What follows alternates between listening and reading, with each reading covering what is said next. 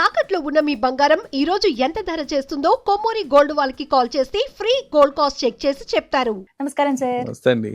సుబ్రహ్మణ్య స్వామి క్షేత్రాలు అత్యద్భుతమైనవి, వినూత్నమైనవి కదా సార్. ఇప్పటివరకు మీరు చెప్పనివి, మేము పెద్దగా విననివి, పెద్దగా కాదు సార్. దాదాపుగా మీరు చెప్పిన ఈ 4 ఏవైతే ఇప్పటివరకు విన్నానో, ఇప్పటివరకు పేర్లు వినలేదు.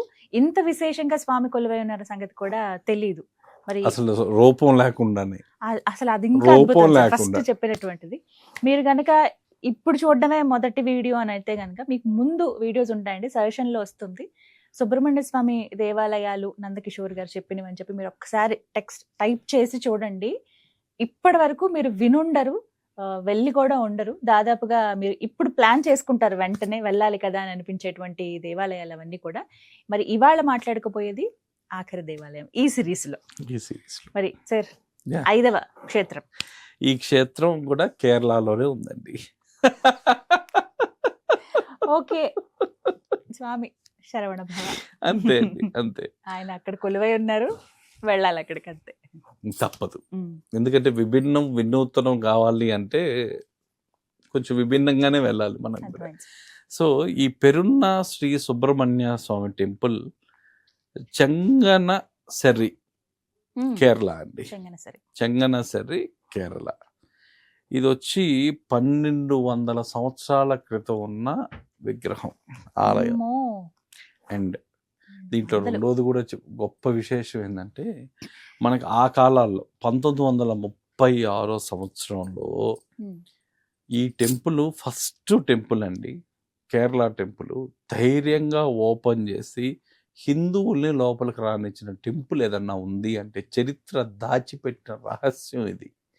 చరిత్ర దాచిపెట్టిన రహస్యం మనకు ఆ కాలాల్లో ఒక ధైర్యంగా మన హిందూ టెంపుల్స్ ఓపెన్ చేయలేని సమయాలలో ఒక టెంపుల్ కట్టి, ఆ టెంపుల్ అందరూ హిందువుల్ని అనుమతించిన ఫస్ట్ గుడి కేరళలో ఏదన్నా ఉంది అంటే ఈ పెరున్న శ్రీ సుబ్రహ్మణ్యేశ్వర స్వామి టెంపుల్ అండి. ఇది వచ్చి అడ్రస్ వచ్చేసరికి పెరున్న చెంగనసెర్రి, కొట్టాయం దగ్గర ఉందండి. కొట్టాయం దగ్గర ఉంది. ఈ ఆలయం చెంగనసెర్రి పట్టణానికి దక్షిణంగా సుమారు కిలోమీటర్ల దూరంలో ఉంది. కేరళలో అత్యంత ప్రసిద్ధ సుబ్రహ్మణ్య క్షేత్రాల్లో ఇది ఒకటి. దీని స్థల పురాణం చూస్తే ఈ క్షేత్రం సుమారుగా 1200 సంవత్సరాల పైగా ప్రాచీనమైనది. కొన్ని సాంప్రదాయాల ప్రకారం ఆలయ నిర్మాణం క్రిస్త 8వ శతాబ్దం ప్రాంతంలో జరిగినట్లు భావిస్తారు. ఒక రకమైన లిపిలో 8వ శతాబ్దానికి చెందిన లిపిలో 10వ శతాబ్దానికి చెందిన శాసనాలు, ఇవి రెండూ కూడా ఈ ఆలయంలో నిక్షిప్తమై ఉన్నాయండి. సో ఈ ఆలయం ప్రత్యేకత ఏంటంటే, ఇక్కడ స్వామి దేవసేనాపతి రూపంలో దర్శనమిస్తాడు. తారకాసురుని సంహరించిన వెంటనే ఉన్న ఉగ్ర రూపం ఇక్కడ ప్రతిష్ఠించబడిందని స్థానిక ఆగమ సాంప్రదాయం చెప్తుంది. ప్రపంచంలో చాలా మురుగన్ ఆలయాల్లో వేల్ అంటే శక్తి ఆయుధం ఎప్పుడు కూడా అండి. ఇక్కడ ఉన్న విశేషం ఏంటంటే, వేలు మీరు ఎక్కడన్నా చూడండి స్వామికి ఎలా ఉంటుంది, ఇలా పైకి ఉంటుంది, ఇలా ఊర్ధ్వముఖంలో ఉంటుంది వేలు. ఈ ఆలయంలో మాత్రం వేలు ఇలా తిరగదిప్పు ఉంటుంది, స్వామి ఇలా పట్టుకొని ఉంటాడు. ఇది కిందకు ఉంటుంది, అదేంటంటే కింద ఇలా పట్టుకొని ఉంటాడు అనమాట. అది ఈ ఆలయంలో ఉన్న విశేషం. సో ఇక్కడ మాత్రం వేలు కింద చూపుతూ ఇది అధర్మ నిర్మూలనకు, అనంతర శక్తిగా స్థిరకరణకు సంకేతంగా చెప్పుకుంటారు. వేదాల్లో స్కందుని ఏమంటారు అంటే అగ్ని తేజస్సు, కుండలిని జాగరణ, జ్ఞానశక్తి, ధైర్యం, సైన్యాధిపత్యం. యజుర్వేద స్కంద మహాభారత ప్రకారం సుబ్రహ్మణ్యుడు మనిషిలోని భయం, అజ్ఞానం, అంతర్గత శత్రువులను జయించే దేవత. సో ఈ రహస్యాల దగ్గరికి వస్తే, కింద వేలు భూమిపై ఉండడం ద్వారా అధిక అగ్నితత్వాన్ని భూమిలో స్థిరపరచడం అన్నమాట. అందుకని ఆయన వేలు కిందకు పెట్టుంటాడు. ప్రతికూల శక్తుల నిర్మూలన అంటే, మనిషికి ఎక్కడన్నా ఒక ప్రతికూల శక్తులు ఉంటే వాటిని నేను నిర్మూలిస్తాను అని చెప్పి ఆయన దాని సంకేతనంగా వేలు పట్టుకొని ఉన్నారు. కుండలిని శక్తి నియంత్రించగా దిగువ నుంచి పైకి మేల్కొనే సంకేతం. ఇక్కడ స్వామి ఉగ్రమూర్తిగా ఉంటాడు. అంటే ఇక్కడ స్వామి తారకాసురుని సంహరించిన అవతారం క్షణంలో ఉన్న రూపంలో భావిస్తారు. అందువల్ల శత్రు నివారణ, ఇక్కడికి ధైర్యం, నిర్ణయ సామర్థ్యం కోసం ప్రత్యేకంగా భక్తులు పూజిస్తారు. అంటే ఇండెసిసివ్గా ఎవరైతే ఉంటారో వాళ్ళందరూ కూడా వెళ్ళి ప్రార్థనలు చేయడం వల్ల వాళ్ళకు ఒక డెసిషన్ మేకింగ్ పవర్ వస్తుందండి ఈ టెంపుల్ ప్రత్యేకంగా. ఇక్కడున్న సర్పదేవతలకు వచ్చేసరికి ఆలయంలో నాగదేవతల సన్నిధి ఉంది. దీనివల్ల నాగారాధన, కుటుంబ శాంతి, సంతాన శ్రేయస్సు కోసం భక్తుల సేవలు నిర్వహిస్తారు. ఎనర్జీ పాయింట్స్ దగ్గరికి వచ్చేసరికి గర్భగుడి ముందర ధ్వజస్తంభం, నాగప్రతిష్ఠ. ఎవరెవరు రావాలి ఇక్కడ? మెయిన్గా ప్రతికూల శక్తులు ఎదుర్కొనే వాళ్ళలో ఫస్ట్ ఎవరు ఉంటారండి? రక్షణ విభాగానికి చెందిన వాళ్ళు ఉంటారు. సో ఆర్మీ వాళ్ళు, పోలీసు వాళ్ళు, ఈ డిఫెన్స్ ప్రొటెక్షన్ డిపార్ట్మెంట్లో ఉండే వాళ్ళందరూ కూడా ఆ వేలు పూజలు చేయించడం వల్ల వాళ్ళకున్న ప్రతికూలాలు ఏమన్నా ఉన్నా అవి అనుకూలాలుగా మారిపోతాయి. వ్యాపార ప్రారంభ దశలో ఉన్నవాళ్ళు, ధైర్యం అవసరమైనప్పుడు కావాలనుకున్న వాళ్ళు, ఆలస్యాన్ని ఎక్కువ ఎదుర్కొంటున్న వాళ్ళు, నాగారాధన చేయాలనుకున్న వాళ్ళు, స్కంద భక్తులు, కుండల్ని సాధన చేసే ఆధ్యాత్మిక సాధకులు, వీరందరూ కూడా ఈ ఆలయానికి రావాలి. సో ఇక్కడ ఒక ఉత్సవం చాలా విశేషంగా నవంబర్ డిసెంబర్లో జరుగుతుందండి. ఏంటంటే పల్లివెట్ట ఉత్సవం. అంటే స్వామి అరణ్యంలోకి వచ్చి వేటాడడం, పల్లివెట్టు ఉత్సవం. సో ఆ టైంలో అండి స్వామి ఆ విధంగా బయటకు వచ్చి వేటాడేటప్పుడు ఆ ఉత్సవంలో ఆ శక్తి, అధిక శక్తి కలిగి ఉంటుంది. ఆ అధిక శక్తి ఆ ఉత్సవంలో పాల్గొన్న వాళ్ళకు కూడా ఆ శక్తి అనేది వాళ్ళకి పంచుతారండి. అందుకే ఎక్కువ పోలీస్ పీపుల్, ఆర్మీ వాళ్ళు, వాళ్ళందరూ కూడా కొన్ని వేల సంఖ్యలో పాల్గొంటారు ఈ ఉత్సవానికి. వాళ్ళే ఎక్కువ వస్తారు, ఎందుకంటే ఆ రక్షణ దీంట్లో వాళ్ళకి అవసరం కాబట్టి. సో ఇక్కడ మంగళవారం ప్రత్యేక పూజా దినంగా భావిస్తారు. ఇక్కడ జరిగే పూజల్లో చూసుకుంటే పాలాభిషేకం, పంచామృతాభిషేకం, వేల్ పూజ, కుంకుమార్చన, నాగ పూజ, స్కంద షష్ఠి రోజు స్కంద షష్ఠి సేవ, మంగళవారం ప్రత్యేక దర్శనం. ఆ తర్వాత ఇక్కడికి రాగానే మీకు కలిగే ప్రయోజనాలలో కుజగ్రహ సంబంధ శక్తి, కేతుతత్వం, ధైర్యం, జ్ఞానంతో అనుసంధానించబడి. ఆ తర్వాత ఇక్కడ రాగా నరాల బలహీనత ఉన్న వాళ్ళకి కూడా కరెక్షన్ జరిగే ప్లేసు.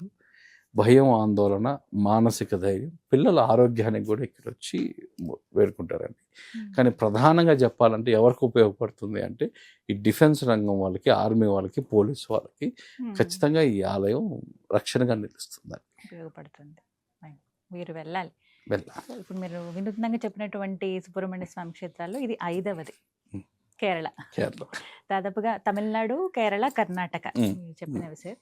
ఇంకా చాలా ఉన్నాయన్నారు, వాటి కోసం కూడా ఎదురు చూస్తాం. కానీ ఎవరైతే సో నెక్స్ట్ మనం తెలుగు రాష్ట్రాల్లో ఉండే వాటి సుబ్రహ్మణ్య క్షేత్రాల గురించి చెప్తానండి. సరే ఇప్పుడు చేసేద్దాం. ఇప్పుడు చెప్పేస్తారు ఆ వీడియో. ఇంకా మీకు తెలిసింది ఏంటంటే మోపీదేవి, విజయవాడ దగ్గర ఉన్న మోపీదేవి ఆలయంలో అందరికీ తెలిసిందే.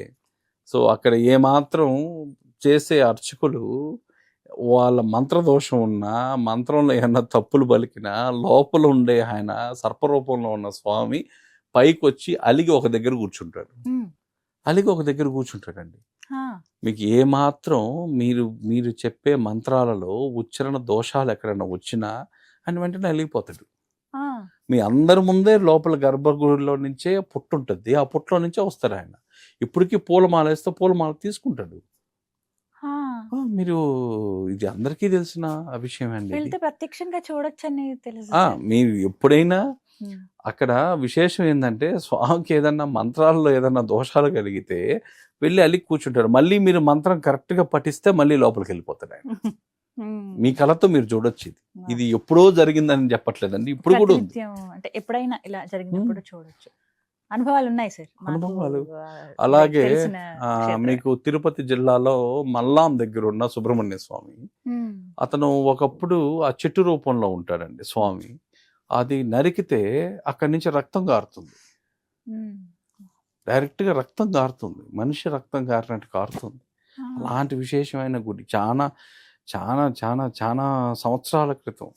అది కూడా మనకున్న దాంట్లో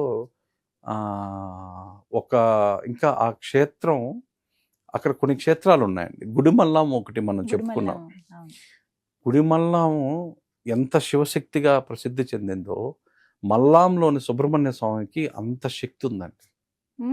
కానీ దానికి కరెక్ట్గా మన దాంట్లో ఏం చెప్పాలంటే స్పిరిచువల్ బ్రాండింగ్ లేక దాని గురించి ఎవరికి తెలియక ఉంది. మనం మాత్రం ఖచ్చితంగా ఆ మల్లం ఆలయానికి వెళ్దాం. తప్పకుండా మనం వెళ్ళి, ఎందుకు అంటే భక్తులకి చెప్పాల్సిన చూపించాల్సిన ఎనర్జీ పాయింట్స్ ఒక్కొక్క పాయింట్ ఎంత ఇంపార్టెంటో వాళ్ళ కళ్ళకు కట్టినట్టు చూపిద్దామండి. మల్లాంది మాత్రం వీడియో మనం ఖచ్చితంగా చేద్దాం. తప్పకుండా సార్, వెళ్దాం. ఎదురు చూస్తూ ఉంటాం మేము. చాలా సంతోషం. ఎండింగ్ మంచి దేవాలయాలు చెప్పారు. మోపిదేవి అనుభవాలు ఉన్నాయి సార్. చిన్నప్పుడు చెవులు కుట్టించింది అక్కడే. చాలా అనుభవాలు ఉన్నాయి అక్కడ. అందుకే అండి మీరు ఎవరైతే ఇక్కడ ప్రాంతం వాళ్ళు కుక్కీకి వెళ్ళి సర్ప సంస్కార పూజలు చేయలేని వాళ్ళందరూ కూడా మోపిదేవిలో మీకు పొద్దున జరిగే 5:30 గంటల పూజలో మీరు పాల్గొనడం వల్ల, అభిషేకం చేయడం వల్ల మీకు అసలు చాలా మందికి రిజల్ట్ ఓరియంటెడ్ సెంటర్ అది మోపిదేవి. చాలా మహిమాన్వితం, ప్రత్యక్ష లైవ్ ఎనర్జీ సెంటర్స్ అండి అవన్నీ కూడా. సర్పరూపంలో ఇప్పటికే సుబ్రహ్మణ్యుడు అక్కడ కొలువై ఉన్నాడు. ప్రత్యక్షంగా చూడొచ్చు స్వామిని, ఎనర్జీని ఫీల్ అవ్వచ్చు. భలే ఉంటుంది. మీకు చెప్పాం కదండి, ప్రతి సుబ్రహ్మణ్య క్షేత్రంలో ఒక విచిత్రం ఉంటుంది. అతను చెప్పుకుంటూ పోతే ఏదో ఒక మహిమ ఉంటుంది. అది అందరికి కళ్ళకు కనిపించేటట్టే ఉంటుంది. ఆయన ఉన్న శక్తి, సుబ్రహ్మణ్య శక్తి ఏ విధంగా ఉంటుంది అంటే ఒకప్పుడు మన పుస్తకాల్లో వెతుక్కోవలేదు, మన కళ్ళతో మనం ఆ గుళ్ళోకి వెళ్ళి వెతుక్కోవచ్చు. పుస్తకాలలో ఎక్కడో బాత వెతకాల్సిన అవసరం లేదండి. ఇలాంటివన్నీ కూడా ఈ జనరేషన్ కిడ్స్కి చెప్పడం కాకుండా చూపించడం అనేది మొదలు పెడితే వాళ్ళలో ఆలోచన శక్తి పెరగద్ది. మల్లాం గుడి మాత్రం చేద్దామండి, ఖచ్చితంగా చేద్దాం. చాలా సంతోషం సార్. కొత్త దేవాలయాలు, ముగింపులో ఉన్నటువంటి తెలుగు రాష్ట్రాల్లో ఉన్న దేవాలయాలు కూడా చెప్పినందుకు ధన్యవాదాలు. నమస్కారం సార్.